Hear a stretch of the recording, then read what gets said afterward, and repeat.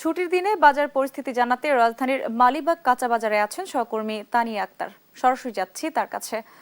তানিয়া, কেমন দেখছেন বাজার পরিস্থিতি? সাধারণ মানুষের ক্রয় ক্ষমতার মধ্যে বাজারের পণ্য এসেছে কিনা জানাবেন। সঞ্জিদা, আমি এখন দাঁড়িয়ে আছি মালিবাগ কাঁচা বাজারে।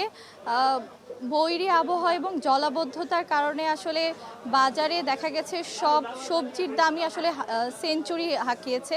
কোনো সবজির দামই আসলে 100-র নিচে নেই।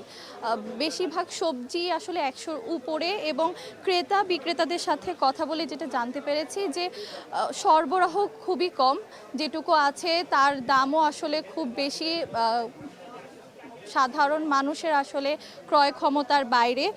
তারপরে মানুষ আসলে তার যেই দৈনন্দিন চাহিদা, সেই চাহিদা পূরণের জন্য আসলে ক্রয় করছেন।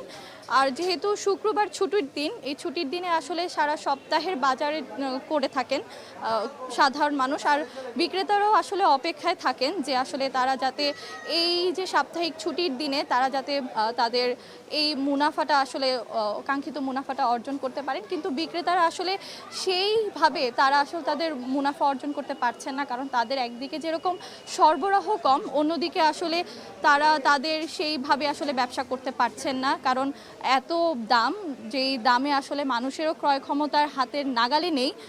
একদিকে তো মানুষের ক্রয় ক্ষমতার হাতের নাগালে নেই, অন্যদিকে আসলে ব্যবসায়ীদেরও আসলে ব্যবসা খুবই নাকাল অবস্থা। দেখা যাচ্ছে আসলে প্রতি সপ্তাহে দিন দিন বৃদ্ধি পাচ্ছে সবজির দাম।